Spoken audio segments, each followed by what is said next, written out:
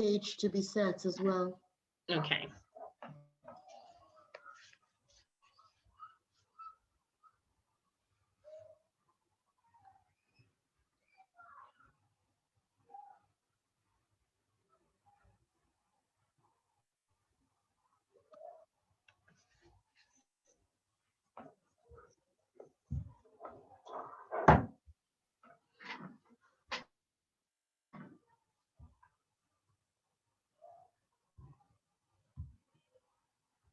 Hi, Gina. Hi. Hi, everyone. We're just waiting to stream it on Facebook before we start. Thank you for coming.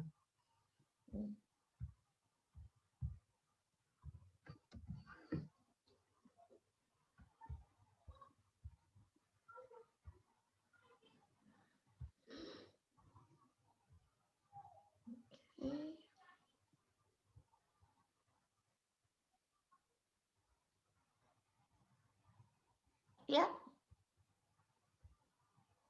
Are we good to go, Amon?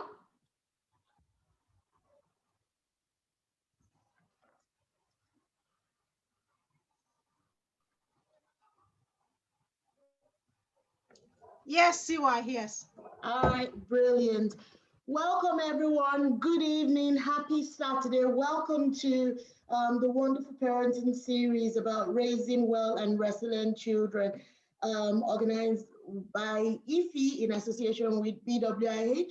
Without any much further delay, I'm just going to pass you over to IFI. She's going to tell you a bit more about what's coming and what to expect during this series. And she would also tell you about our speakers as well. Thank you very much. So Ify, over to you.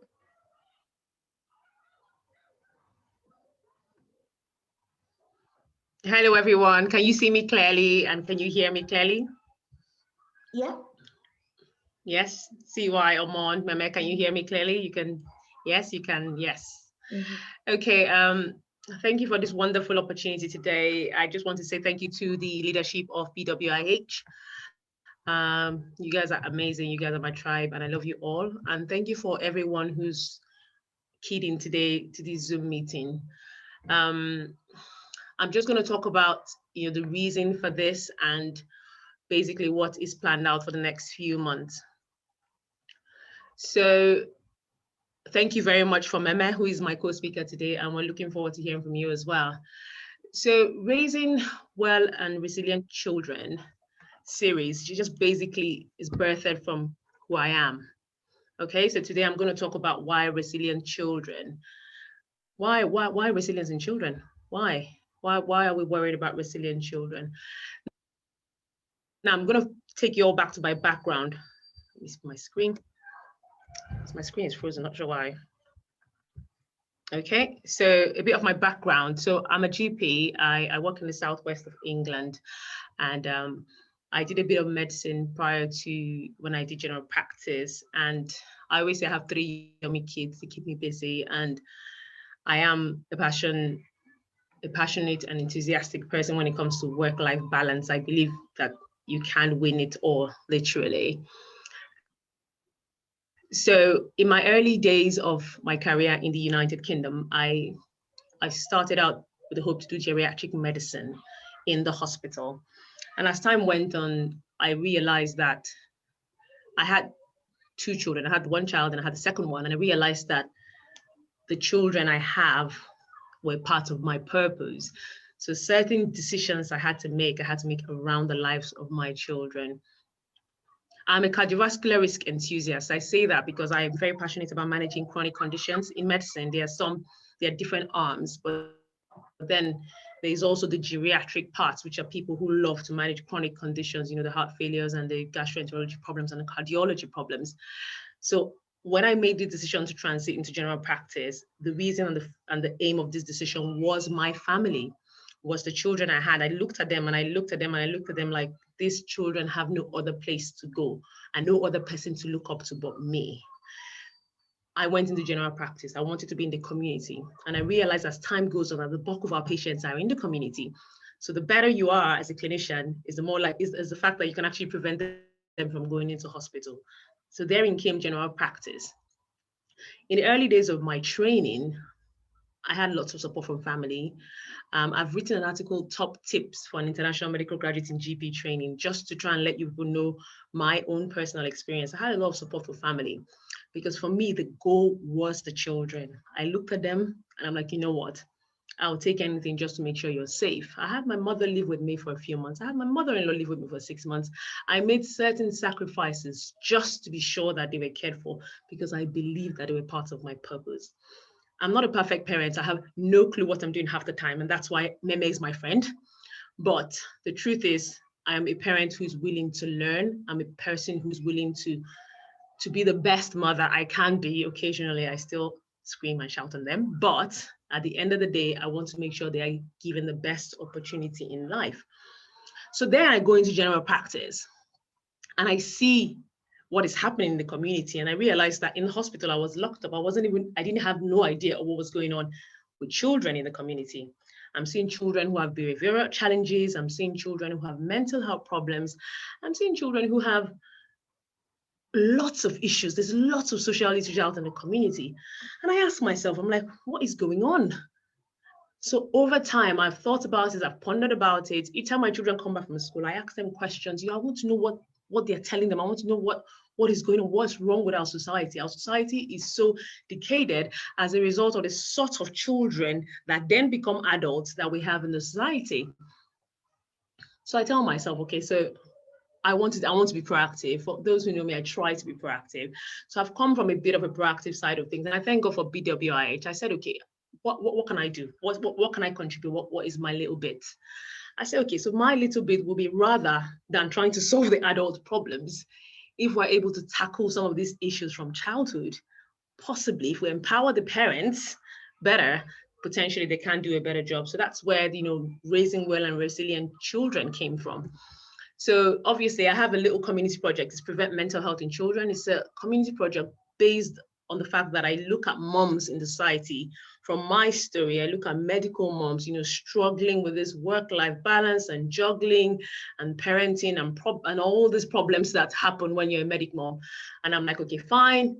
We have an Instagram live sessions where we come to rub minds, encourage each other, talk about our childcare, talk about our little problems as medical moms. And also we have this wonderful opportunity and this platform today to talk about what we can do better as moms. So I want to thank everyone for coming.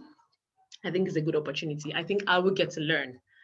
So what we've decided to do is to have a 5 series over the next few months. And we have wonderful speakers lined out. So what I've done is I've tried to pick out speakers based on certain peculiarities. So we're going to have MEMS today. MEMS is an early years educator. She owns a nurse. She owns a childcare program. She's a manager of a nursery. She's so many things in the early years world, and she has so much knowledge to give us today. We also have some people like Sade, who's worked in CAMS. We have a psychologist. We have people who have experience with the social services. We have people who have experience with the special needs children. We have the ones who have children in puberty. So what I've done is I've tried to collate all these expertises together to try and see whether we can make this series as powerful and as impactful. And I hope that by the end of the series, everyone would have learned something. No one is perfect. The most important thing is that we are aiming to improve on our parenting strategies, to empower ourselves, to be able to raise our children right, so that at the end of the day, as a mother, when you look back, you will smile and be happy and you tell yourself, well done. So I'm just going to introduce why resilience in children. What is resilience? We don't have enough time. I would have, opened this question to the public, but resilience is a new generation word and it's basically the capacity of an object to spring back or recover quickly from something difficult. And in terms of resilience, anything can be resilient. Metal, rubber, human beings, plates, phones, anything. You fall and you don't break. That's what it is. You can go through the trauma, but then you bounce back.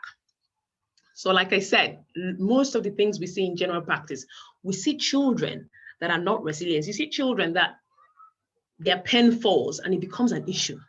It's a big tantrum because your pen just fell down. Those are the sort of things I see. I don't know about other general practitioners. So out there in the community, you see people that their wristwatch breaks, and it becomes a big issue. And you ask yourself, you're like, what is going on? What are our parents? How are parents empowering their children? What are we doing wrong that are making our children not able to cope?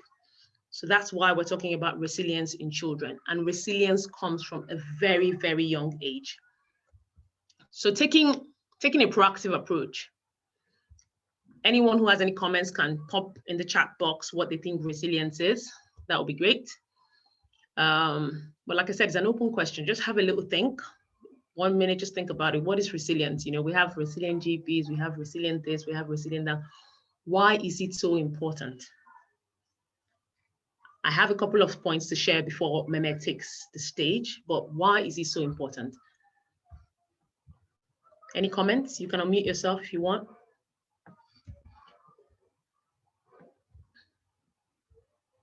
Any comments, Omon? Any comments, CY? Anybody else? Yeah, so we've got someone in the chat. Being able to stand after a fall, yes, and it's important because absolutely, if we don't stand, we'll be lying on the ground. I like that one. Yeah, you're right. If you don't stand, you will lie on the ground forever. You'll be there. Yes, resilient children. Thank you, Linda. Grow up to be resilient adults. Absolutely. So, I mean, it's not rocket science, isn't it? Like CY said, if you lie on the ground and you fall, if you don't stand, you'll still be on the ground. And that's the point, isn't it? So you're trying to raise children that if they had problems in life, they will be able to stand up again after the problem. Better at handling challenges. Yes, improved communication. Absolutely. Thank you, Omon, for that. So it is what it is. And it's very important. Iyabo, you need to spring back. Yes, you need that spring back effect to throw back what the world throws at you.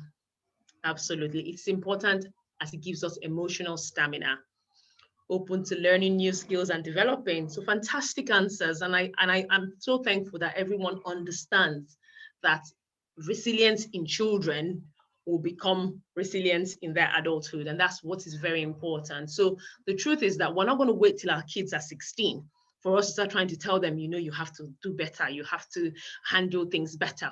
We're going to start from the very small age so that at the end of the day, it's going to be like a work in progress through their teenage years and their adulthood.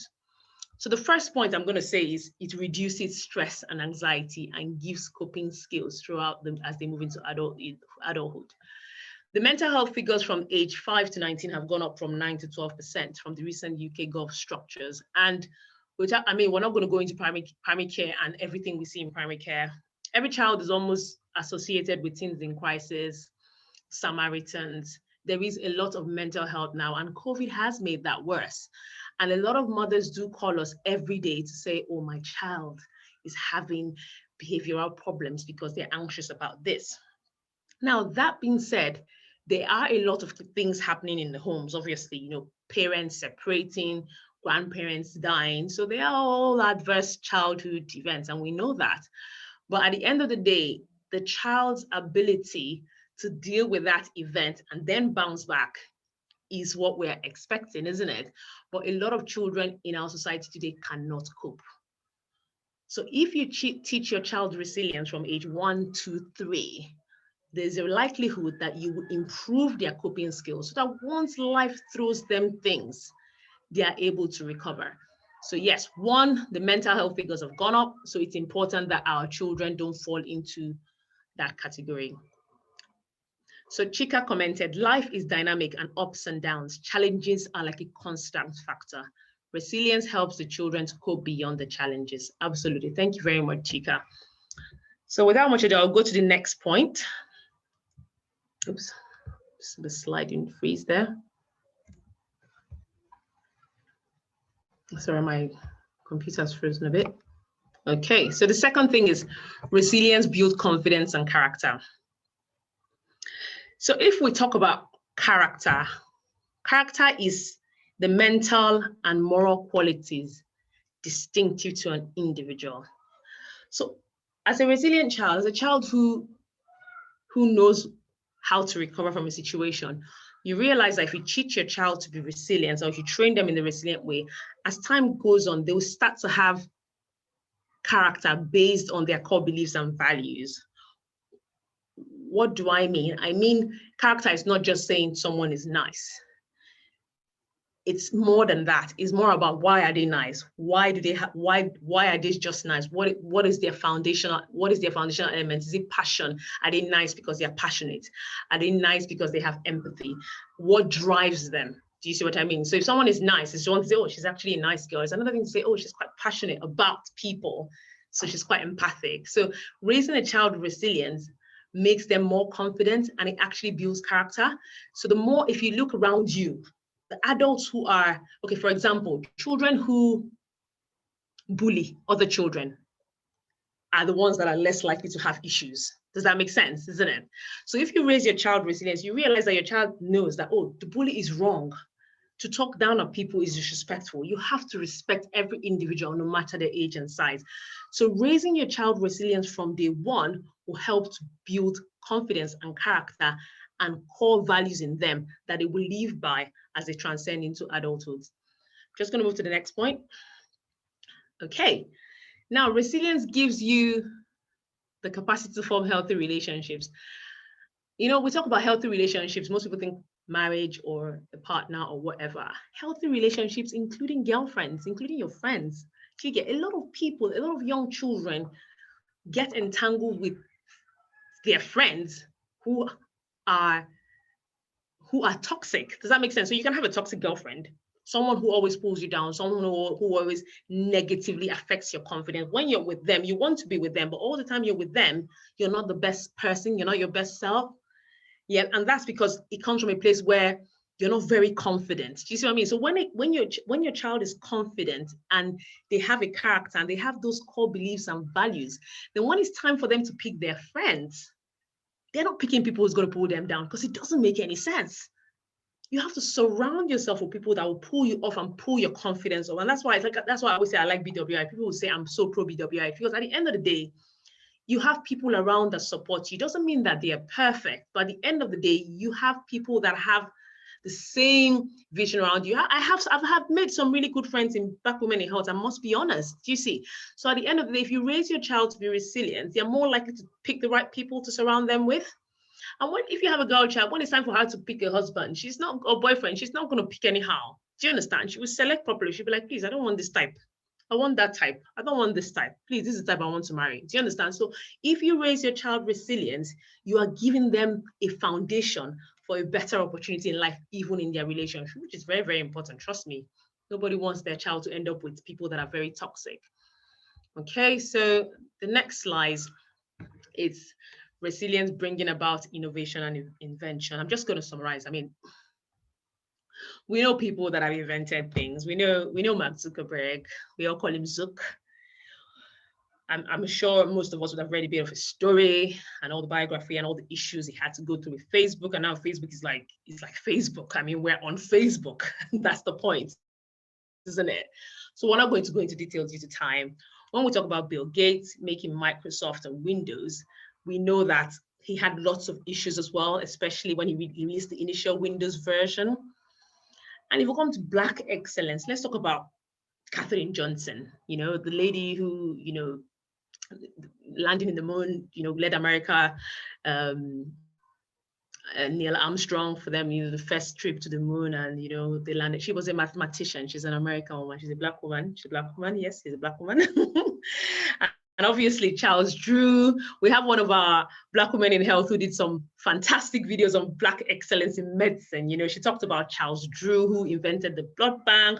She talked about Samuel Achilefu, who invented the cancer Google glasses. So it's all that sort of people who are high flyers. If you read their biographies properly, including Barack Obama, they were all resilient. So if you raise a child to be resilient, the child is likely to grow up to have an open mind to think about invention and know that, let's say you invent this bulb that you can see on my screen and it breaks. You're thinking, why did it break?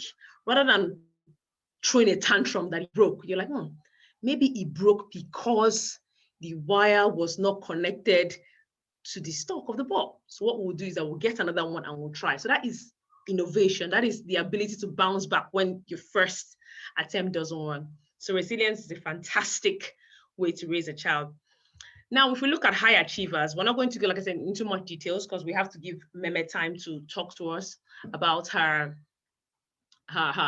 slides today, talk about her part of the talk today. It's a dominant trait in high achievers. Like we said, most people who are successful people in the society, who have invented things, who have become presidents, who have become people like Okonjo Iweala and all those people who have become all these things that we know, you know, Barack Obama, even Donald Trump, is quite, I mean, resilience is quite a dominant trait in people that are high achievers. So if you're looking at your child and you're wondering, you know, this child, I need you to be something. I need you to be great in life. I prophesy on your life, you will be great in Jesus' name. You're thinking, in the little things, have I taught them to be resilient? Have I taught them to think about the fact that they are going to be great by just the fact that if they do their homework and they don't get it right, they don't just have a meltdown? So that's what I'm saying. So you start from small, and that's why resilience is very important. Finally, resilience gives you the opportunity to create the life you want. We'll always talk about Ikigai. Omon always talk about Ikigai all the time, and I love it though, but it's all about creating that space for yourself. You know, you're able to balance what you want with what the world needs and what you can be paid for. So if you raise a child resilient, the child will start defining their path from childhood. You notice they will tell you, oh, mom, my 8-year-old will tell you, mom, when I get married, I'll work 4 days a week. I want to become a doctor. Then I will now be a dancer 2 days a week. Then you know when I will now be a dancer, I will now become a celebrity and everybody will be coming to meet me to come and dance for them. She will say those things, you know, and I look at her and I smile. She might not be everything she says at the end of the day, but at the end of the day, who knows? Who knows? Yeah, she said, I will now be a doctor 4 days a week and be a dancer 2 days a week. Then I can be an actor 1 day a week, the day that my husband looks after the children. She has all these random things that she says that makes me laugh. But as far as I'm concerned, she's thinking about it and telling herself that she can do all these things. Because she was thinking, I want to create the life I want. At the same time, mommy, I want to have 2 children. Or mommy, should I have 3? And I'm like, maybe 2 is okay, you know. But mommy, you will come and help me so that when I'm doing my doctor, she says all these strange things. I'm looking at her and I'm just smiling. But at the end of the day, the point is that she's trying to create the life she wants. She's thinking, okay, I have a passion for this, and I also like to do this, and I want to have children. So this is how we do it. So if a child is not resilient, they will always have a meltdown. But if a child is resilient, they start planning from day one. Yeah. Start planning from day one. So I think that this topic is so important, and it's important that we equip ourselves on how to raise our children. I mean, some people say some parents make their children so precious. Let's use the word precious. You know, well, they can't drop a fly, they can't drop a finger, they can't drop a needle. Everything is so, oh God, you know, and then you start to accommodate meltdown. My take on it is, in lives, they will go for interviews and they will not be picked. All of us here, including Omon, will tell you that there are times where she was rejected. And if she recalled into her shell, she will not be where she is today. So from a very young age, it's important to let your child know that this world is for the bold and the fearless, and for the people that have the ability to bounce back. So resilience is one way of which you can actually try to make your child and give them the best opportunities that life has to give. So this is just a summary of why this topic, or why we think it's important. So I think that's our last slide. So any questions or any comments before we get Meme on? So you can comment in the chat box, or you can unmute yourself. CY, over to you.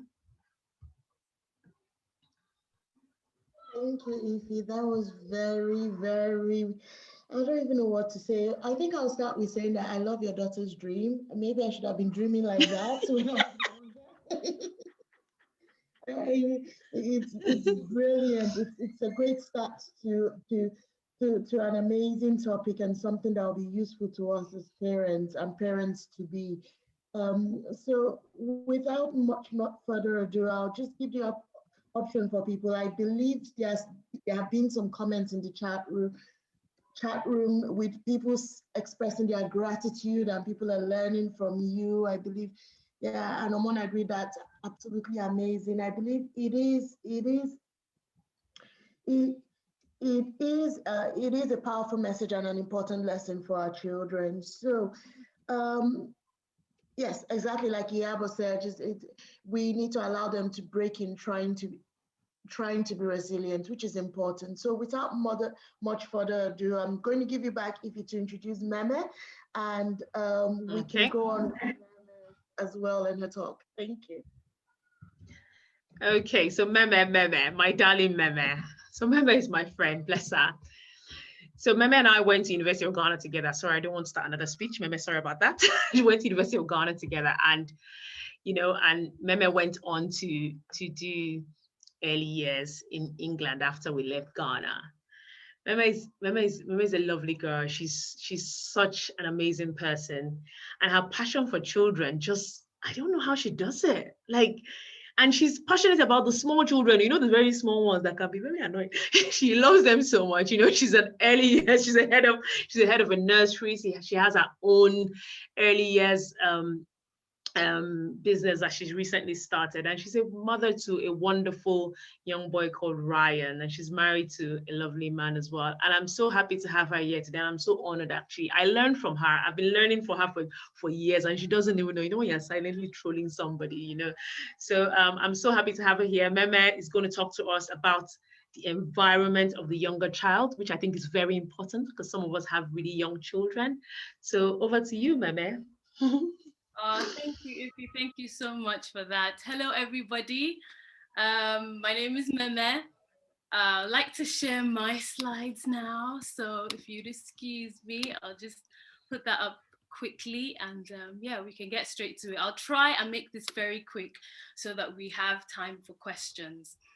But before I introduce myself, I just want to say that, when Ify told me about this topic, I was just so excited because it's something that is very dear to me.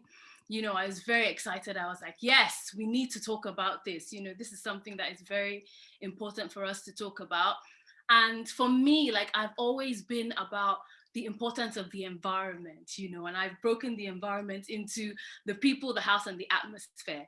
And I believe that those coming together, as the foundation for the child from birth, will help us raise the resilient children that we want to raise. So yes, this is so exciting. I'm very, very happy, and I'm just going to go straight to it so that we can be done on time. So let me introduce myself. My name is Meme Boham. My children call me Miss Mems, children in my class. And I'm an early years Montessori educator. I tried very hard to run away from this path, but somehow I just couldn't. I've shared my story on YouTube in case you're interested. My channel is called Miss Mems. And yeah, I tried to run away, but I have worked in a Montessori school I've worked in Montessori for about 12 years, going on 13 now. But if you want to count this particular one is worked in schools, it's way longer than that, because my mom owns a school in Port Harcourt, and every holiday I was at her school. Every time I was at her school working with her, and I think that was where the seed was sown. And now here I am, passionate about the little tiny ones, like Ify said. Yeah, so I work with children from birth to about 6, and I absolutely love it. It's my life. I'm also the producer of a YouTube children's show. Like I said, I have a YouTube channel. It's called Game Songs and Stories with Miss Mems. I'm a parent to my lovely 10-year-old. I'm a Zoom class teacher, preschool teacher. I have a Zoom class now. I've started doing Zoom classes for children. And I do parent-teacher consultations. So parents have questions, teachers have questions. I do consultations for them. On my socials, I'm Miss Mems, and my business is Head Start Early Learning. So that's enough about me. Let's get straight to it. Okay, like I said, the home environment is the people, the house, and the atmosphere. And we're going to talk about each one and how that can help us raise resilient children, how the people in the environment, the house itself, and the atmosphere can come together to help us raise resilient children. I definitely believe that it starts from birth. It starts from birth.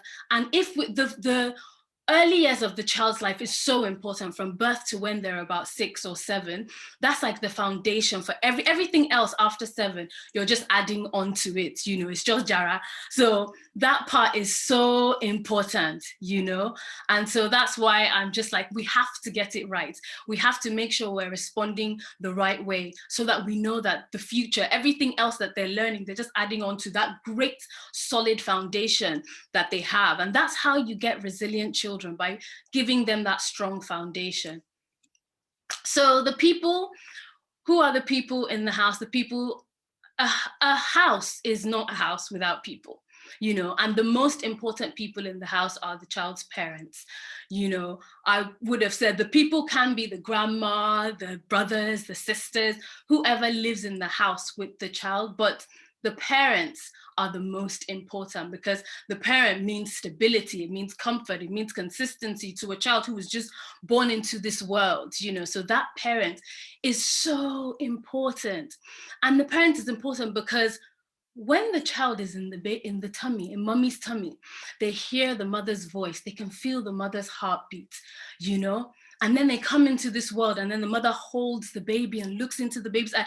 That bond is, it starts at birth, you know. So holding the mother, when the mother's holding the baby and talking to the baby, baby knows that voice, they've heard that voice before. Then she hands them over to the father, and the father holds the voice, and baby remembers this same voice that was talking while it was in the tummy. So that bond existed even before the child came to the world. So when the child comes into the world, there is that bond already. So that's why the parent is so important in the child's life. I don't know if you've noticed, people who have like estranged relationships with their parents, they could be raised with their grandma, and their grandma would do an excellent job, but there is still that thing with the parents. They still want to, you know, that emotion is so strong with the parent. And that's because from birth, you know, there is that bond. In the tummy, the bond already exists, you know, not to talk of when you start living with them. So the parent is so important in the child's life, you know. The child understands the world through the parent's eyes. How the parent sees the world is how the child will see the world as well. That's why the parent is so important. Everything that the child learns and absorbs is from watching the parents. In fact, it's not even from watching the parents, just from being around the parents. So their movement, the child just absorbs it. Their language, their habits, their routine, the way they socially interact. You see your child the way they are. Look at yourself. You don't have to look too far. Everything that they are is just by being with the parents. And so that's why it's so, so important. You know, the parent's response prepares. I think that if we realized that our role in the child's life is to prepare them for life, is to prepare them for their future. You know, when that child comes into this world, they already have a purpose. What we need to do is prepare them with resilience for the purpose that they have for this world. I mean, if his daughter is already telling her what she wants to do, you know, she's already seen it. I want to be a doctor. I want to do these things. You know, she knows the purpose. If his responsibility, okay, this is what you say. All right, what are the tools that we can give you to live that life you want to live? So that when you go into that place and you don't make that audition, what are you going to do? What are you going to work on next? You know, those kind of things. That's why the parent, because it's the parent that they can relate to. Their friends can tell them stuff, but when it comes from the parent, it's even more important for the child, you know? So that's why the parent is so important. Now, the house. The house is the first environment that the child gets introduced to. They come into this world, they've been in the hospital, or if they had a home birth, beautiful. They look around them. What they see is what they will see for a very long time. The people that they'll see, the furniture that they see, everything that they come into in the house is what they are born into and what they begin to, you know, that's how they begin to understand their world from the home that they're in. So the home is also very important, the house, the building, and the home, the people that make up the house. You know, the child develops the sense of order. Their internal order, they develop it by the order that exists in the house. So if they wake up and then they know, okay, we're going to do this, we're going to do that, there is a routine, you know. Apart from even a routine, the order in the room, the child looks here, there's the TV, they look here. I mean, when they're born, they're not moving about too much, you know, they're just there in your arms, and then they turn here, and they see the TV, and they turn here and they see that everything is in its place. And that house is what they see. So when they go back to that chair and you're holding them and they look here, there is that comfort in knowing that, okay, I know this place I'm in. It's familiar to me. So the house is also very important because they need to see how else are they going to learn about the world from birth, from when they're tiny, from when they can't even move. You know, they see everything in its place. You know, they develop their sense of safety. You know, there's an anxiety that comes when you don't feel safe in a place. So the house is where they develop that safety, because in their house, you're not gonna see a bottle of bleach on the floor. You're not gonna run into, you know, a glass wall and break your head. The house is safe. So that safety that exists in the house it gives them a calmness and a peace, so that when they go out into the world, the chaos that exists in the world, they have a calm, you know, because their house, their home environment is safe. And then finally, the calm, peace, cleanliness, and everything of the house is what it's what helps the child to develop the peace, like I've just said. Sometimes you notice a child, you know, when they go out and they're out and about and you take them on a walk or whatever, sometimes they just see them crying and crying and crying, and you're wondering, you've done everything, you've fed them, you've changed their nappy, you've done anything, why are they crying? Sometimes they're just crying because they want to go home. I want to go to this room that I know, this house that I know. When I'm in that room, I know the curtains, I know the colors of the curtains, I know my room, that's my safe zone. You know, and you notice as soon as you start to stroll that stroller back home, they know the trees, they can sense it, they know the smell of the area. They're not talking, but they can sense all these things. They just stop crying. And you wonder, why have they stopped crying? You're strolling that stroller, you're going home. Make a mistake and turn right. You will see the baby will start crying again.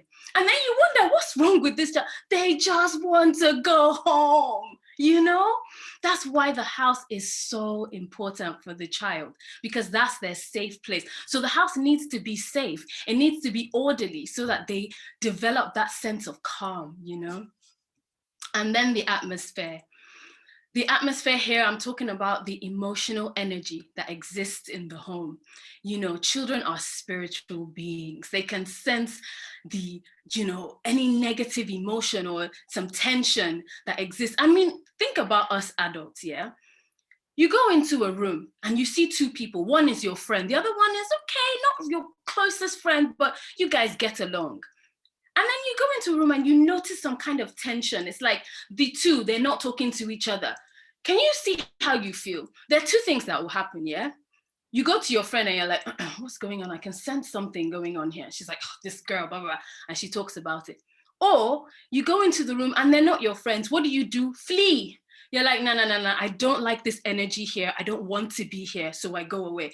If you, who has developed and grown to how, you know, as an adult, you're able to control those emotions. Can you imagine the child who doesn't have as much control as we do, sensing that kind of emotion, that kind of negative energy?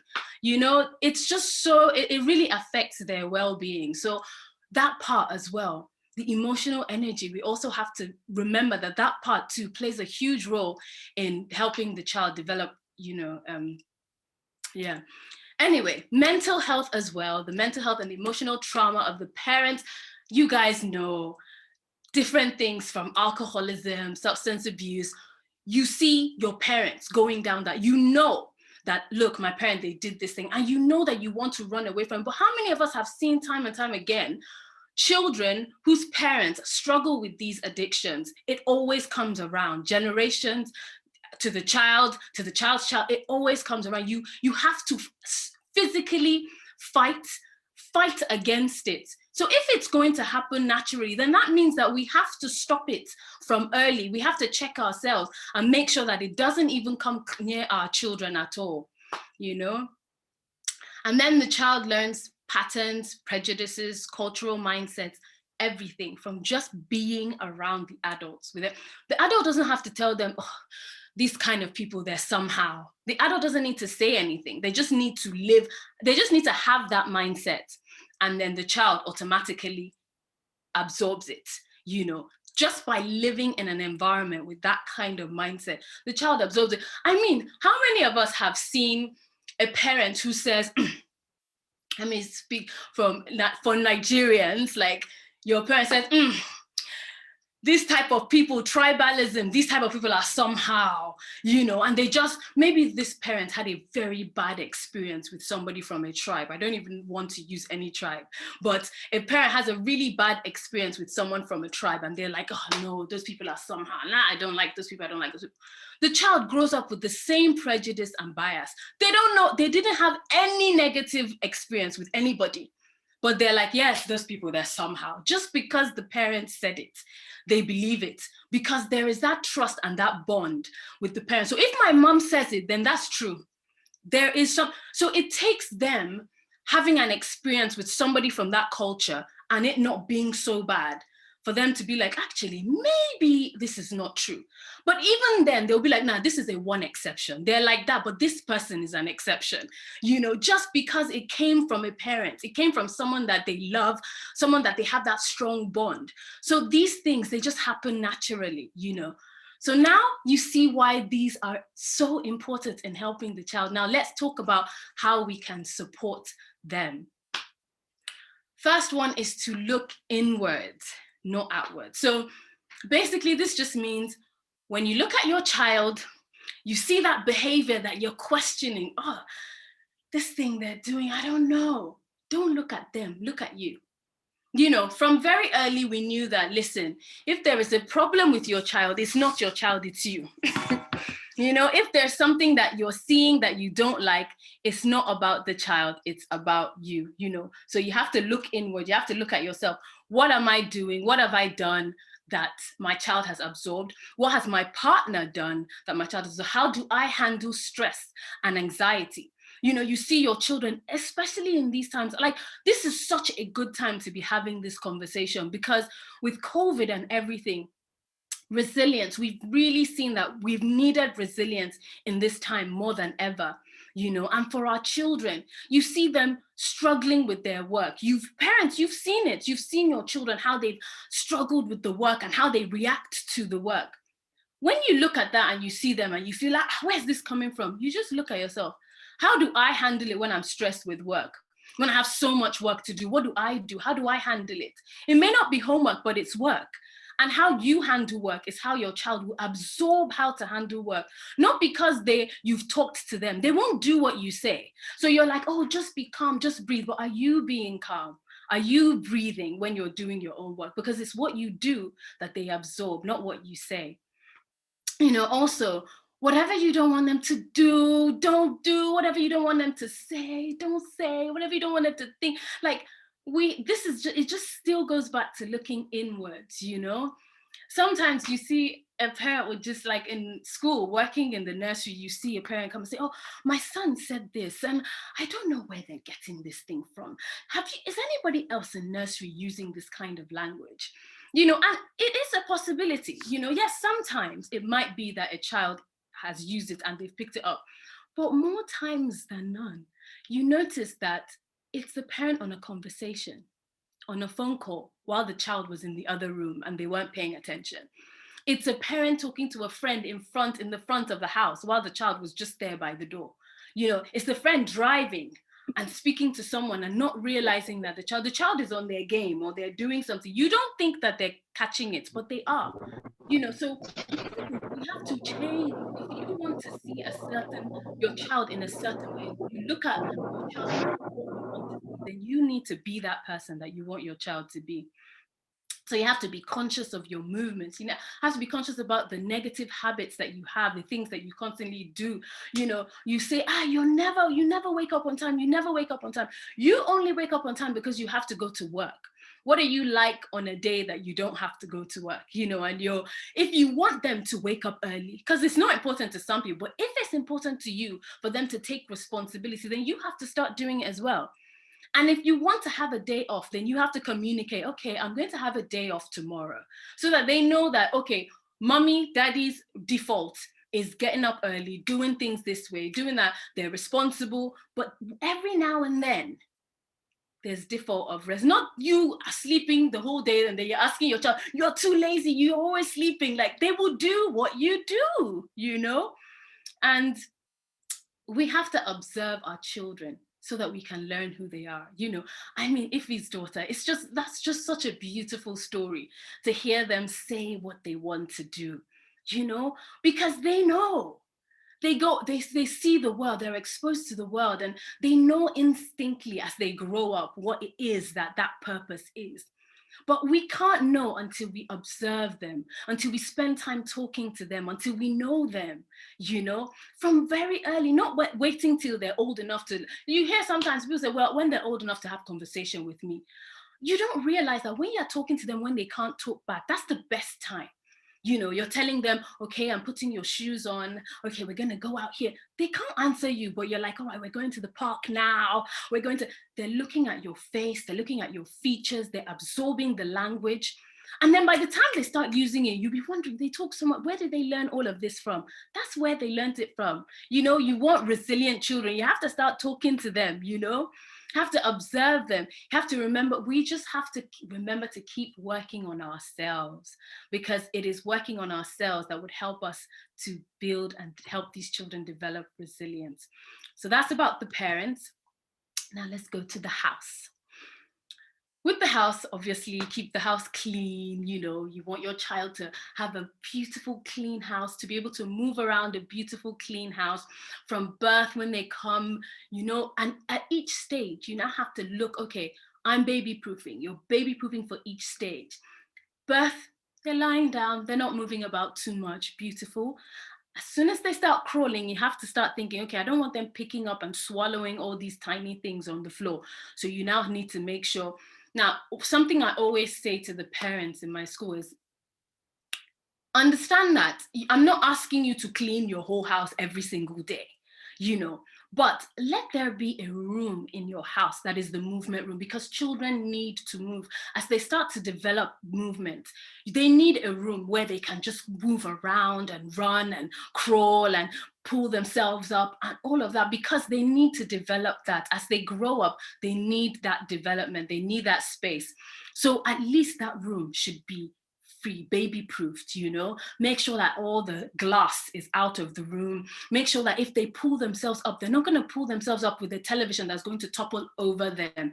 You know, you make sure that everything is appropriate for their age. As they start to walk, you make sure, okay, they're not going to run into some glass door. The room that is, the space that is for running in the garden, there's not like some shears or scissors that's going to, you know, it's all baby proof. So you need to think at each stage of the child's life where they are, you need to make sure that you're baby proofing it. You're making sure that you're looking at the developmental stage they're in when they're crawling. If they need to crawl, what do I need to arrange in this room so that it's safe for them?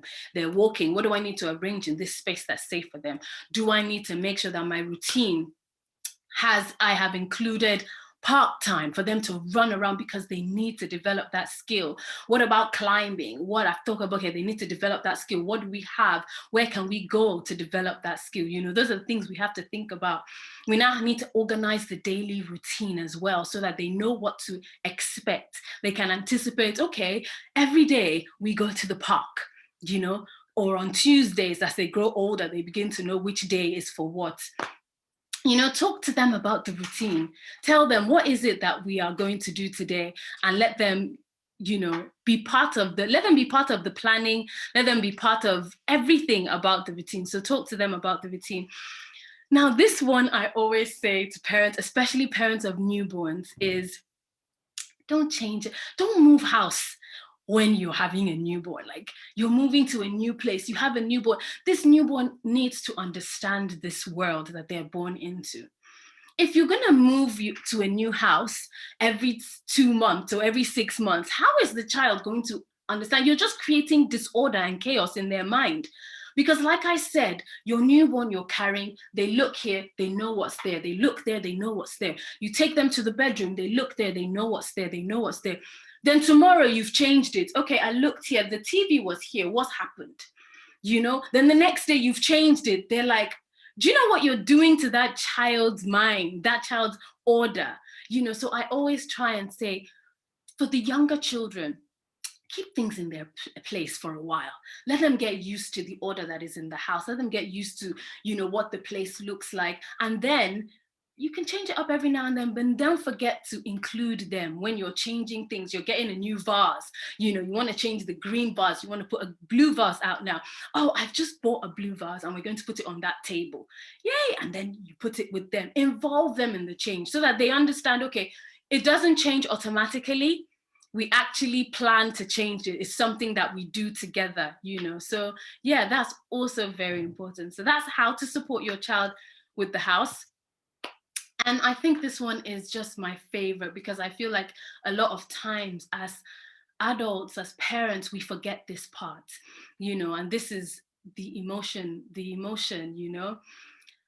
I feel like we forget to take care of ourselves. We're so busy looking after everybody that we don't stop to look after ourselves. And so I just remind parents, please take care of yourself, look after yourself. Remember, before they came, you knew things, what made you happy, you know, do those things, spend time spend a day just pampering yourself, you know, because you are important. If you're going to do this vision, these children who are part of your purpose now, if you are going to take responsibility for creating resilience, for helping them to become who they're supposed to be, you have to be okay here. You have to be okay here. You have to be okay physically in every part of your life. And how can you do that? It's by just working on yourself, taking care of yourself, you know. I've written here to seek help to deal with stress and anxiety and other mental challenges that you'd have, you know, whether it's support groups or exercise or practicing mindfulness or therapy or journaling, you know, whatever way works for you. But you won't know what way works for you if you don't go and research what way works for you, or you don't remember, okay, what did I used to do that would help me, you know, calm me down? Recently, I have kind of like had a shift in jobs. And so when I started my Zoom classes, my Head Start Zoom classes, when I started that full time, it's been causing me a lot of anxiety. So some days it's like, oh yes, you know, we got this. Other days I'm like, am I really doing this? And then when it was like, I knew in October last year that I wanted to do this. The vision, it was so strong. I knew that the children, I needed to, it's not just about the children in my classroom. There's a bigger space for more children, you know, for this gifts that God has given me, for me to be able to help these children. I'm like, okay, I see it. October last year, I saw it. But ask me why it took me how long to get there. It's because of the stress, it's because of nervousness, it's because of so many things, all mentally. They were all in my mind. How am I gonna go? This one, that one, Okay, let me put some strategies, you know, and until I was able to just make that decision, I didn't have peace, you know. But even after I made the decision, I'm still going through, oh my gosh, am I sure this is the right decision? Am I sure this is the right decision? So I had to seek out, okay, what methods can I use to help me here? Because what I need is a mindset shift, you know? So I started to do research. I started to read, you know, different methods and everything. And so now what I'm trying to learn to do is to acknowledge the feeling. So acknowledge the emotion. I put my hand on my chest. I acknowledge this emotion. It's anxiety. I know what it is. It's because of this. It's because of that. I acknowledge it. I verbalize it. And then I verbalize what I know is true. Do I have a gift? Yes. Am I passionate about the children? Yes. Do I believe that this is something that they need? Yes. Do I believe that there are parents out there that need this? Yes. You know, and so I say what I know, and then I keep my hand on my chest and I continue to say it, and then the anxiety just, because now I filled my thoughts with the things that I believe, not the things that I've skipped, the things that have come to me from fear, but I filled my heart and my mind with the things that I believe are true. And so it expels every other thing, you know? And so finding that strategy along with exercise, I love dance, workout, you know, it makes me feel happy, you know, so I look for things that help me deal with the stresses of life and all of that. And that's how I take care of myself, you know? And so everybody is different. Everybody will have something different that they can use to help them. So I just thought to share mine to help you, you know, kind of start to think about what works for you. You know, another thing is just seeking help and healing from childhood trauma. This is why we're having these kind of talks, because the truth is, if we don't do right by our children, they grow up with the trauma that we, you know, a lot of the things that we deal with in life as grown-ups all stemmed from things that happened to us in our childhood, or things that didn't go well in our childhood, and now we're having to heal from them. Sometimes some people just, you know, squash it down and don't even want to address it or think about it, you know, but it's in healing from them that helps us to know that what happened to you there is not who you are, and you can move on past that. And when you heal from that, then you can be able to, you know, respond appropriately to your child. Then you can be able to give 100% to your child and not make the mistakes that your parents made. You know, and then be introspective, constantly looking on the inside. Why do I feel like this? Why am I thinking like this? You know, those kind of things will help you to, you know, make sure that you're responding the right way. And then finally, look out for triggers. Look out for the triggers, the things that trigger you with the children. Whether it's the loud noises or, you know, the whining, it just triggers you, just like, you know, that's a trigger. So you look out for the time of the day that those triggers come. Look out for the thing that the child does that triggers you, and then be introspective and try and think, okay, why does this thing trigger me? And what can I do to help myself respond? How can I respond when I feel this trigger? Because if you feel the triggers and you just want to lash out, you need to deal with that, because that's not the way we are responding. So you can tell your child, give me a minute. When they do the thing that triggers you, you just tell them, give me a minute, okay? You can go outside, you can go downstairs, give me a minute, go talk to your daddy or whatever. And then start to think about, okay, introspective, why does this thing trigger me? Why am I triggered when this happens? And how can I deal with this? What can I do to help with this emotion, you know? So yes, these are the ways that we can help support our children and help them develop resilience. Any questions?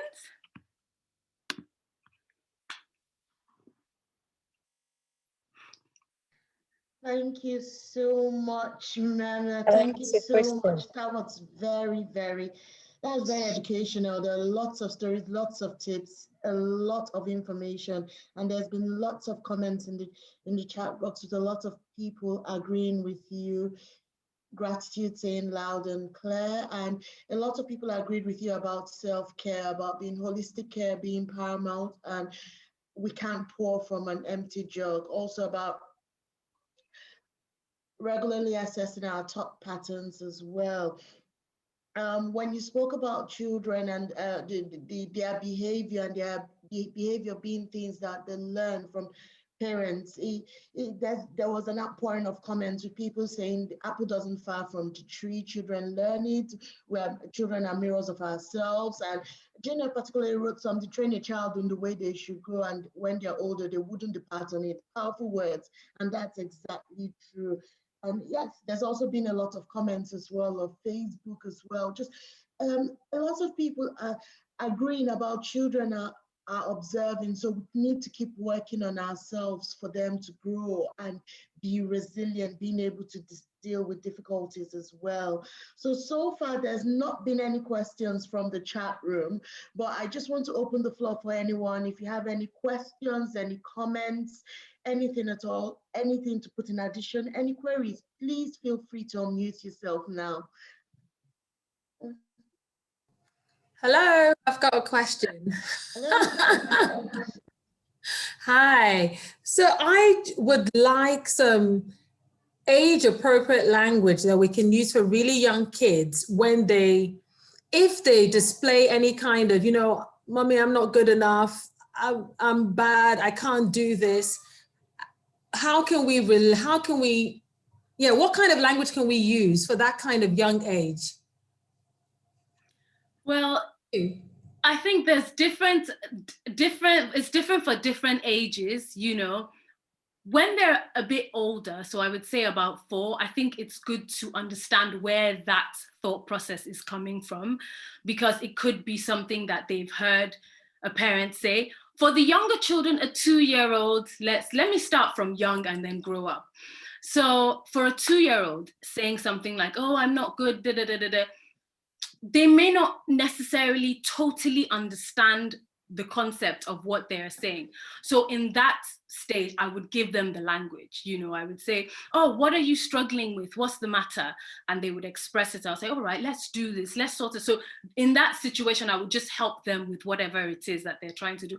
Look, we just need to practice. You know, I know that there was once on one of my Zoom classes, there was this child, she's about 3, and she was struggling to draw, I think it was a rectangle or one of the shapes. She was struggling to draw them. And she's like, oh, I just can't get this. I just can't get it. And I said to her, how do we learn things? Practice. Okay. So what we're going to do is we're going to practice doing it 3 times. Okay. So let's do the first one, you know, oh, no, we're not erasing it because we want to see our progress. So we left the first triangle. Now let's do the second triangle. We drew the second triangle. Okay, what do you think compared to the first one? Is it getting better? Yeah, it's getting better. All right, now let's do the third one. And I was doing it with her. And then she did the third one. I was like, look, progress, you know? So it's just like helping them to see that they can do it when they're much younger, you know? And then as they grow up, and it now becomes a pattern, because what happens is, if they are not, if you don't respond to them at 2 years old to help them understand that you can get better, to help them understand that you repetition is what creates mastery, just by not saying it but actually doing it. If they're not given those skills at 2, by the time they're 3, 4, then that language becomes normal. I can't do it. I'm not good at it. I'm not good at it. You know, and then we have to deal with it in a different, okay, why do you think you're not good? So we want to know, is it that you think you're not good at anything, or you just think you're not good at this thing? You know, so there, when the child is 4, they can express a bit more, they can express themselves a bit more. So you want to understand, okay, what is the problem? What are you not good at? You know, what are you struggling with? And listen to them, you know? Your 4-year-old, listen, them expressing to you will even help you know what you need to do, what language, how you need to tackle it, you know, how, if it's a self-esteem issue that we need to work on. All right, it is a self-esteem issue. So I need to know it's not just about today. It's not just about the language for today. It's about the lifestyle. Now, I need to help this child boost their confidence. So it's constantly, I do today, tomorrow, okay, let's see what we're doing. All right, let's try that out. You know, okay, try and kick it a bit further now. So you're now looking at ways to, you now create strategies from what you've learned, from what they've told you, to help them develop that confidence. I hope that answers the question. I have a question, Mems. Yes. Iberi, does that answer your question? Yes, it does. Thank you very much. Thank you. Meme, how, I mean, you know, we are Nigerians. Not everyone here is Nigerian. How do you deal with a tantrum? You know, okay, first and foremost, do you feel like, I don't know about other Black children, but do you feel like Nigerian children can be a bit extra? You understand it? Like, you know, that extra tantrum and drama that makes you now shout as a Nigerian mother, which is not nice. I don't think it's peculiar to Nigerian children. If I'm being honest, I've seen tantrums on every level. As a preschool teacher in my classroom, no matter the color, the tantrums are just extra and excessive.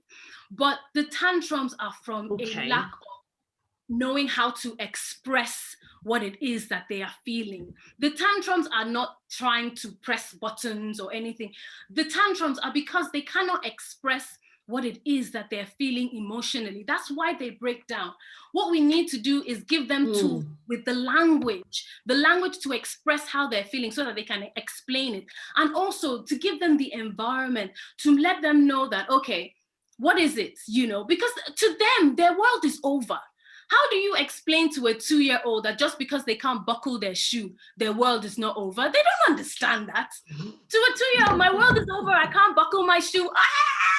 You know, but it is our job to give them the language and give them the skills to manage that emotion. And it's by the way we manage our own, you know, it's by the way we manage our own emotion. Okay, are you always in a rush? You know, come on, let's go, let's get out the door, let's get out the door. Of course, your child is going to cry when they can't do their shoe because they can't get out the door as quickly as mommy is getting out the door. So it's planning early, okay? We need to go out at this time. Now, African time will not work if you are raising a 2-year-old. You have to start early so that they have that time. They're not always feeling rushed, you know? So there's that calm. That's me now, that's me now. you know? So all of Constantly these rushing, God. play such a huge role in how the child reacts. That's one thing that we realize. It's so many things. It's more than just that tantrum. It's why is that tantrum? What is the tantrum about, you know? And it's the way we react to it that now makes us know if we can solve that child's problem or we're going to aggravate it and have worse tantrums as they grow older, you know? Thank you so much. That's a really good answer because I'm always rushing. It's terrible. I'm sure you're always rushing too. But it's fine, it's fine. You just make a vow, you know, to slow down. And it doesn't happen overnight, you know, because it has become a lifestyle. So we now need to say, okay, breathe in. I'm gonna try today to be better. It's daily. So you take, okay, I'm rushing, but today we're going to wake up earlier. I'm going to wake up an hour earlier. And then you try it today. Okay, it's better. Tomorrow you might slip because it's a pattern. And it takes constant, you know, work to make to create a new pattern, you know, so it's not going to happen overnight, but give ourselves grace to know, okay, I need this to change. I am willing to put in the work to change. And gradually you will see things just transform. Honestly, I tell you. Chika has a question. Where's Chika? Chika, can you unmute yourself? I'm here. Yeah, I'm here. Hi, thank you so much for the, for the section. So I just want to ask, I know we've talked about, the atmosphere, the environment, and you say, tips to help kids. It's looking inward, us, the parents, and improving ourselves, handling our emotions and all that. But I wanted to ask, I'm just asking, but I'm thinking, is it like 100%? Like what is how a child turns out, the resilience of a child? Is it 100% us? Or of course everybody is different, or could it be is some of them like inborn sort of, are some kids more vulnerable than each other, or could it not just always be like the reflection of the parent all the time? Do you understand my question? Yeah, I understand your question. Yeah. And I'll give you two answers. I'll give you the long one and the short one. The short answer is yes. I'll explain. So when a child is born into the world, we are the ones, they can't learn it from anybody else, unless even when you give them to your grandmother, their grandmother, you have traits that you absorbed from your mother. So the child will also absorb some of those things as well. So it is 100% the adults in the child's life. And who are the closest adults in the child's life is the parent. However, that does not mean gloom and doom, because as we grow older, remember I said from birth to about 7, you have created that foundation from them, from when they were born to when they're 7. You did that. Now from 7, that's when they now start to learn other things. That's when they've developed, their mind, they've developed the personality, they've developed everything. Now from that age, as they begin to grow up, they begin to see, okay, this thing about me, I'm not too happy about it. They're 13, they're like, oh, I don't handle this very well. They learn and hear about anger. Oh, I have this anger thing, which they absorbed from their home. I don't like it, I need to work on it. They grow up 15, they're learning different things. And as they begin to learn from the things in the environment and from learning from other things, they can change. So it doesn't mean that because they absorbed that from their parent from the early years, that's how they're going to be for the rest of their life. There is room for change. And even when the parent realizes, okay, I see this thing in my child, that is me. That is me. That is all of us in my household. That's where they learned it. We don't need it. We don't like it. What can we do to change it? There are steps. You can change it. It doesn't mean that that's how the child is going to be for the rest of their life.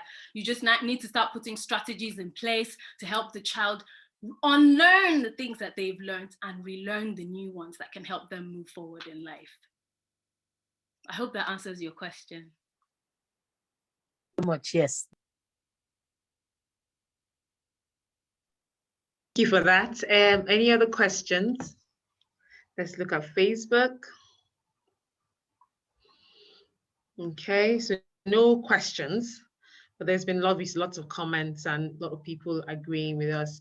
I mean, I guess we all acknowledge that parenting is very hard, Meme. Like, I'm never gonna lie. Do you understand? Like, we all know that the hardest things that most of us as mom have to do is literally parent and, you know, stable parenting. And the only thing I would say is that being intentional about it and seeking to learn, like I said, I'm always rushing. I mean, I'll try today, I'll listen to you, Meme, on Instagram, and I'll try not to rush tomorrow. And next week I'll rush again. So it's kind of like, you know, it's an ongoing process. You can't just get it right from just watching, you know, one Zoom session. You know, it's constant practice.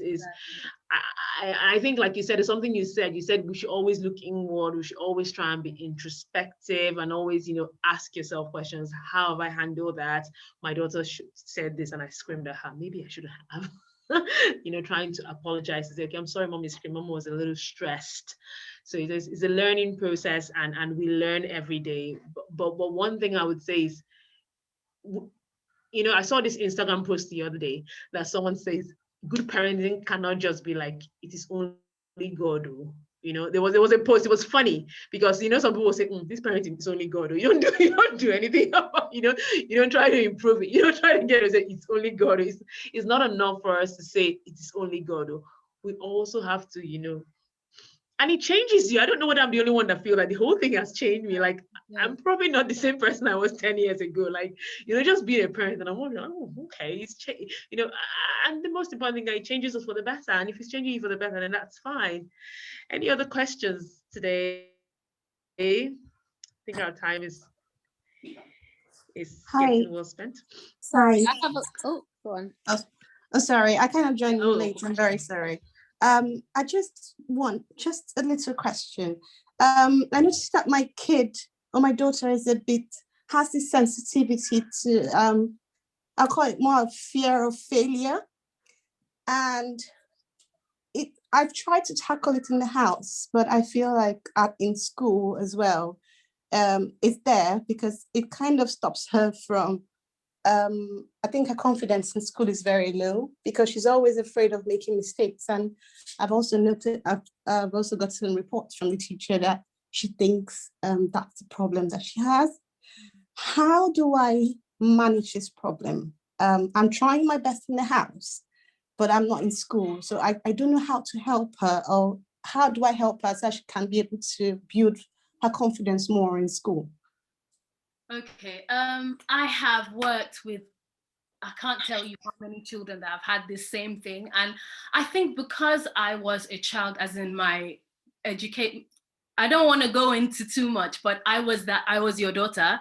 So I am drawn to those children. In my classroom, I am drawn to those children. There's just something about them that every time I see them, they become my personal project. And I'll just give you a few tips that I use, you know, with children like that in my classroom. And I hope that it helps you at home as well. So I notice a lot of children, first of all, I know it comes from the environment. We all know that this is what we've said. It comes from the environment. It could come from an adult who beats themselves up in a different way. But how it shows up with the child is so different from how it shows up in the adult, that the adult doesn't even realize that it's the same thing. So I would say, first off, the adults around that child need to check themselves. So I always say to the parents, just make sure that when you are handling things, you know, you are expressing to the child that, okay, I can do this. No, it could be anything. Maybe just even doing your hair, you get frustrated that you can't pin it properly, you know, anything. It could be any area, but it will show up in a different area in their child, and it normally shows up in their learning, you know. So I've had children who are struggling to just write, maybe they write 10 and it's not perfect.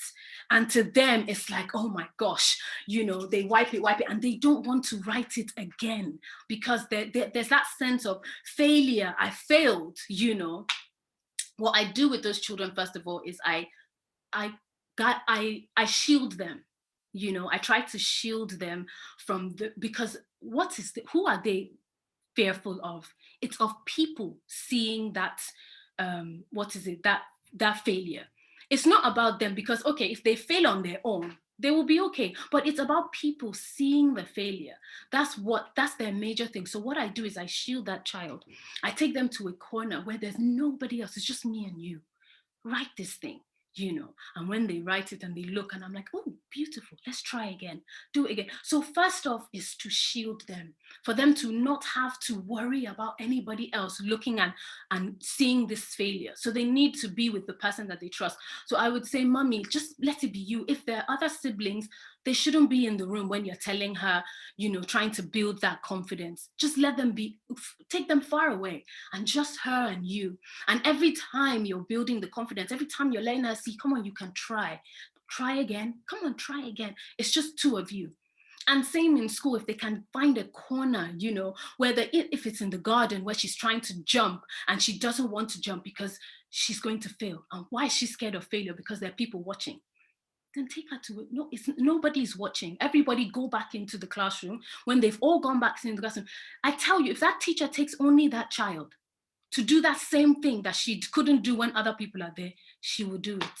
You know, so it's just shielding her from the fear of failing in front of everybody else, because that's what it is, you know. So it's that, and also checking yourself and making sure that you are not also fearful of failing in front of people, you know, because that's what could be showing up in that child's life. Thank you so much. Can I please add something to that? Okay. I'm not a children's expert, but I'm a mom and I'm a motivator. So I'm going to take it from that angle. I like Meme has said already, it starts from you, it starts from the adult around that child. They are probably projecting something that they've seen. And it's very easy, like we've already learned today, children, they do what we do, not what we say. So like Meme has said, it might be something that she might be seeing around at home or in school or with other family members or friends or on TV even. You know, children learn these things from different places. And I think apart from the protection, I will go with the angle of what I do for my own kids and what I always teach other people to do is affirmations.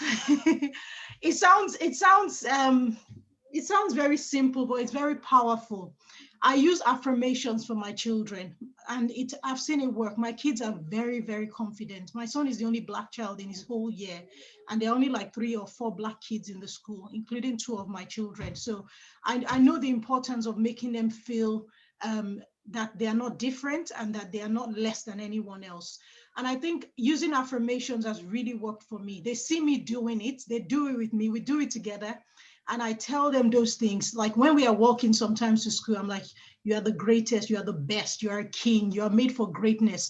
Today, when you're in school, be the best at everything you do. I say those kind of words to them regularly. And when they see me doing, when they see me talking to myself, sometimes they come and it's like a joke. They're like, yes, I'm the greatest, I'm a champion, I'm this, I'm that. And from it being a joke, it sits in their subconscious mind. And even when they don't know, when things happen, they just come and say, Mom, I was the best. I'm so good at this. I'm really good at this. And it's just from those words you say. Those words are powerful. They might, so what I would suggest to you or anyone who's struggling with something like that, you can start practicing it. Yeah. It works, because I know a lot of moms that have done some of my personal challenges with me, and their children changed just from them doing these things. They started doing it with their kids as well. So in the morning, you can wake up when you're getting ready, when you're dressing them up, you can just say, oh, David, you are amazing. You're awesome. You're so handsome. You're the cutest boy in the whole of Warrington. You know, those things, it might sound silly, but it's powerful, because that's what the child will start to see themselves as, that kind of person. So just saying those words when you're having dinner, and another thing you need to do is when you're practicing with them, if you already know that your child does not have confidence or is worried about failing, praise them. Let your praises be very easy. Let it be free. Oh my gosh, you wrote 10, that's amazing. You really did it so well. Applaud them, praise them for every little thing they do. Even when they are naughty, do positive, criticize them positively. Instead of saying, oh, that's not good, you can say something like, wow, that's really good, but I can even teach you a better way to do it so that you be the best or something like that, and then just show them how to do it. But don't put what they've done down. Don't make them feel like what they've done is not good enough. But I can't overemphasize affirmations and the words you use. Even when they are naughty, don't say, even when they say, Mommy, I'm bad, I'm naughty. No, you're not naughty, you're a good boy. you're amazing, you just made a mistake, or you just, you just didn't want to do it, but I can show you how to do it. The words we use as parents is really, really important. That's just what I'm going to add. Thank you. We have another question in the order. I think we have a question from Mizma, a question from Vaughn on Facebook, and a question from Gina. I'm not sure the order. I think Mizma put her hand up first. Mizma, yeah? Hi, hello. Yes, I'm here. Hi. Yes. Hello. Yeah. Thank you so much, everyone. And thank you, members, for the session. I really took a lot. So my daughter is 10 months old, so much younger. But then I've noticed that, and I'm saying this, how do I say? I've noticed that she can be, I'm trying to think of a positive word to say just because of what the last speaker said. She's determined and very opinionated, for lack of a better word. I don't want to say stubborn, and I don't want to say strong-headed. So let me say determined. Let me say determined and strong-willed. And so with her, sometimes I almost feel like not like I have to lay down the law, but I just feel like, and sometimes grandma is like, oh, it's now you quote unquote clip their wings, you have to let her know who is boss and all of that. So I'm saying this because I saw something on Instagram where someone said, what's it called? Tough love. I'm a believer of tough love. I think it works for me, and I saw something on Instagram where someone said tough love doesn't build resilient children, unconditional love does. So how do you deal with, in that scenario, how would you advise that Okay. Can I ask a question? In yes. what way is it negative? Like, all I'm hearing is an amazing child that I'm like, oh, I love that. I don't want, okay. how can we not tamper with that personality, that strong woman that's going to grow up to be amazing? That's all I'm hearing. So I'm like, okay, how is this negative? The only negative I can see is maybe my mom, who is like, this child is talking to you like that. That's the only negative I can see. And that's on my mom, not on my child. So if you can explain one way that it's a negative so that I can understand, so that I can understand better. Okay, so I tried to keep her like on a routine and a schedule, and she pretty much knows that, but then every now and again, it's almost like she wants to break free from that routine, and like, so and then she'll make a fuss, she'll cry, but then the way she cries, it's like she screams, she digs deep. Mine was like that. And brings the cry from deep. Mine and like that. To be honest, like if you didn't know I was her mom, you would think I was hurting her, or I was doing like something very terrible to her. And that gets to me. I'm like, why would you be screaming like this? Like, all I'm doing is because I love you, So for me, I just see that as being strong-willed or just being stubborn. Like, you don't have to be this dramatic. Can I comment, Ms. Matt? Yes. Can I just comment?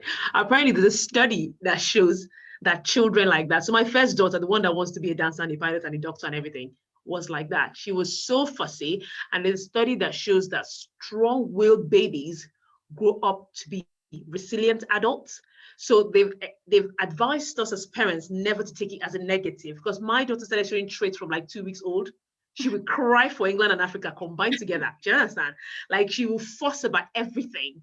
And apparently, it's just for you as the parent to start to speak to the child from like age 2. So my son is doing it now. So, you come down to his level and explain to him that there's no need for that tantrum. And you sort of, encourage him in love.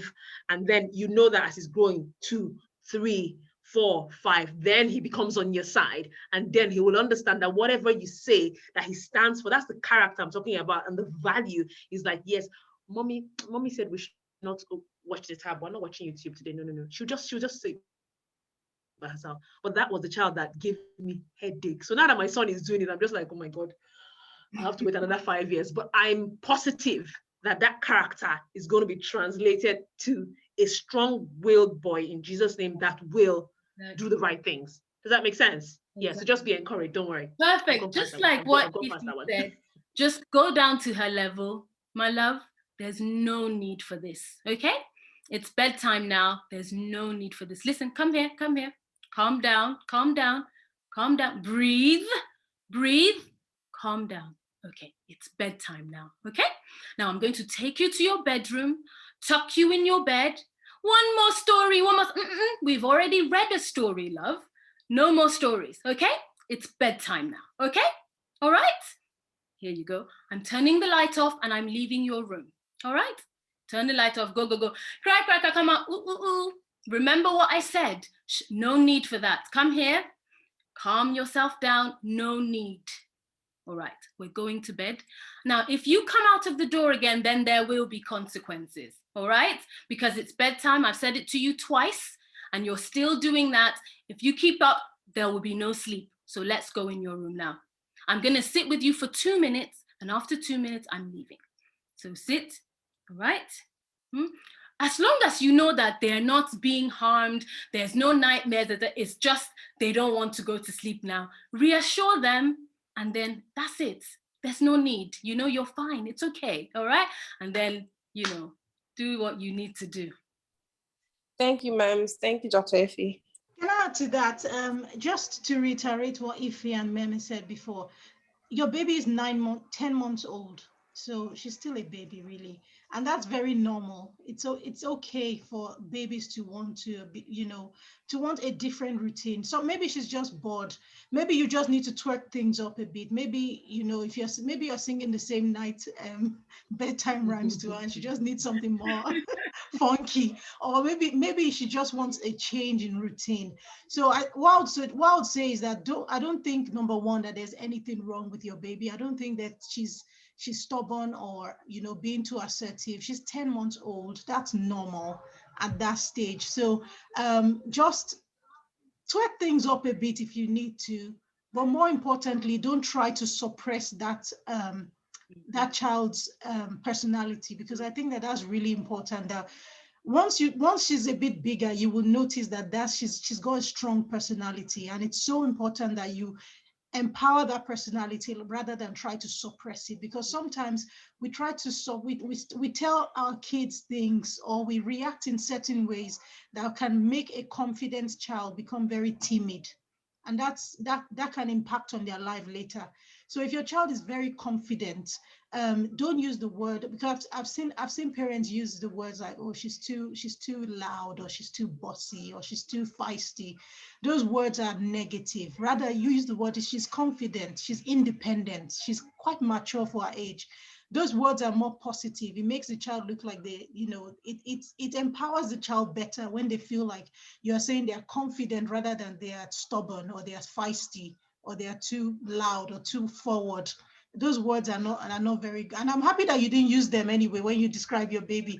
But 10-month-old baby, I remember when my son was 10 months old. In fact, I remember when my son was 9 months old, I wanted to stop breastfeeding and he refused. My son breastfed for 9 months straight. To stop breastfeeding, I had to send my son with my mom to my sister's house for 1 week. And I had to use cabbage on my boobs just to shrink everything and stop the milk. But that's how he refused bottles. I could not bottle feed for 9 months. It was full, and I was going back to work like in 2 months' time. So I had to actually stop breastfeeding so that he could actually start learning how to take other things and, you know, stop the breastfeeding. So for me at that time, I just felt that my son had a very strong personality, and I can see it in him now. He's 8 years old, and you can see that he's so confident. He's so. When we went to the doctors yesterday, they were asking him questions, and when the doctor said something like, he didn't even look at me every time he was asked a question. He just answered the question. But imagine if when your child was when he was growing up, I was always saying, you talk too much, you're too loud, calm down, keep quiet. After a while, that child will feel like, maybe I talk too much, maybe I should not talk. And it can actually affect their personality. So yeah, empower that personality rather than try to change it. Thank you so much. So we have a question from Fawn on Facebook. She said, hardship and lack offer valuable lessons in life. How do we teach our children or expose our children to the same lessons when they are growing in abundance? So obviously being here, comfortable, not in a place where you're struggling financially, and it's trying to, how do you teach well-off children how to appreciate the little things of life, basically, suffering, charity? How do they get to understand those values? Maybe that's for you. Sorry, I don't really know the answer. understand the question. So she said, hardship and lack offer valuable lessons in life. That's for us, probably Africans, isn't it? So we've seen the other side, even if it's on the news, most of us have an idea. But our children who are growing here and growing in abundance, I mean, NEPA doesn't take life. There's no kidnapping, there's no amber, there's nothing. How do we teach and expose our children to those lessons we learned as a result of our backgrounds? How do we teach our children in the UK those lessons? Yeah. Okay, I'll just say you cannot really, they cannot see it as clearly as you can see it because you experienced it firsthand. But for me, it's conversation, having a relationship. Like my son hasn't been to Nigeria in how long, but we talk about stuff. Like it's that conversation you have with your child. It's the, relationship you have with your child that even helps, them to understand, because it's just conversation I have. He's like, oh, really? Does that happen? Yeah, that happens. Okay. So what happens when they, do this? Is telling stories, not in a, listen, you don't know that you're privileged kind of way, but in a conversation, when I was growing up, we had to go to the well to get water. Oh, what does the well look like? So it's like this, it's a big, I'm describing it. He's like, really? Yeah, in my village, we would go with buckets, and he'd be like, wow, so you guys didn't have taps? No, we didn't. We'd go, you'd fetch water, and as we grew up, they started to install taps and everything. And even then, water didn't run from the taps all the time. Do you know that there's no electricity? Really? So what did you guys do? And I'm telling the stories and I'm painting the pictures. It's like, wow, we're so lucky here. It's from the conversations. It's just the everyday thing that helps them, see these things, it's just from having, they may not experience it and they may not have firsthand knowledge like you do, but it's the daily conversations that helps them to realize how fortunate they are. I think my son, he knows how fortunate he is, and he's not really seen videos or, I've not said, look at this thing, look at how, it's just conversation, that helps them.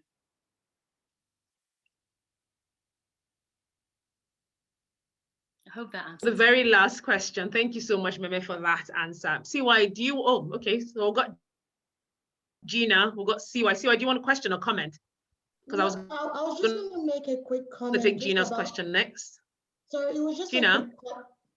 Just a quick comment about Von's question about the hardship and lack. I think another way, like Meme has said, the stories and showing the differences as well.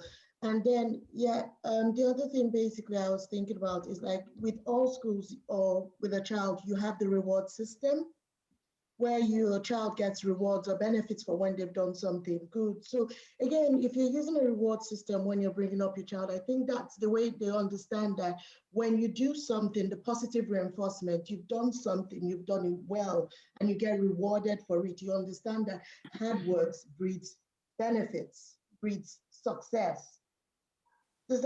And that's building the resilience, the mindset, is in making them to understand to also try hard. So even if they are not experiencing that particular hardship we might have experienced or seen firsthand, they also know that even if they are comfortable, yes, they're seeing that mommy and daddy, everybody's comfortable, but they have to understand that to be comfortable, you have to work for it.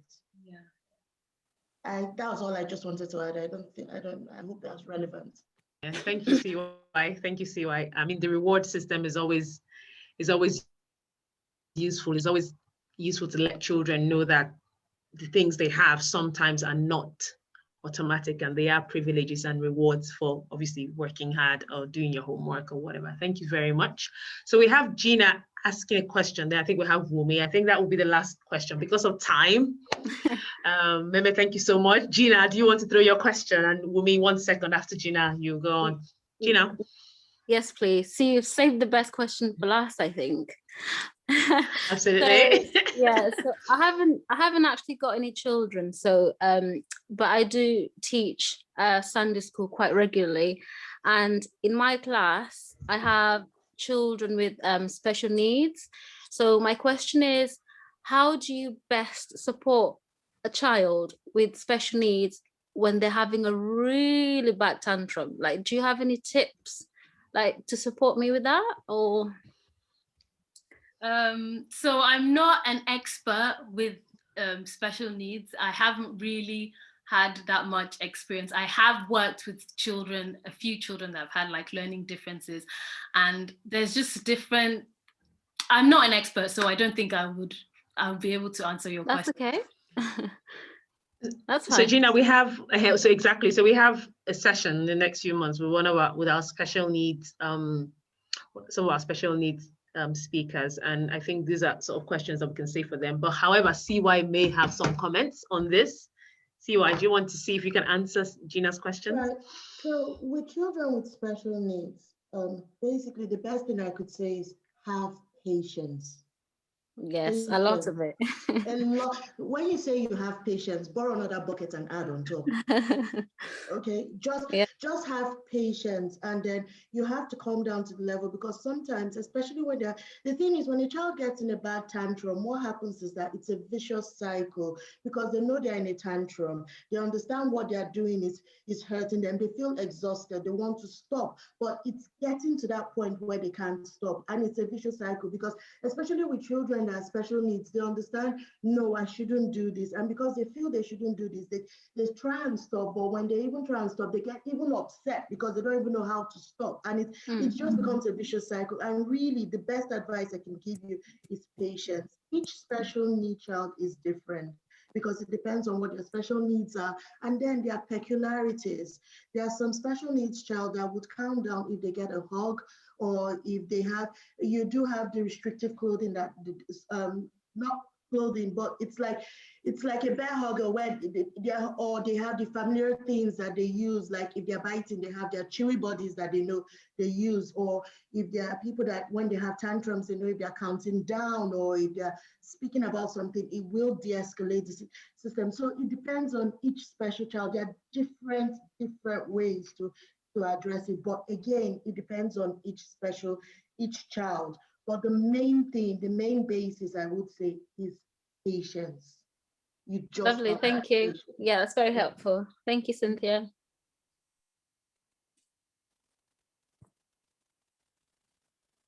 Thank you so much, CY, for answering. Olawumi will take the last question and we'll round up. Thank you, everyone, for participating. Wumi, do you want to unmute yourself? Hi, it's not really a question. I was just going to buttress the question of, bringing up our kids in a privileged, environment.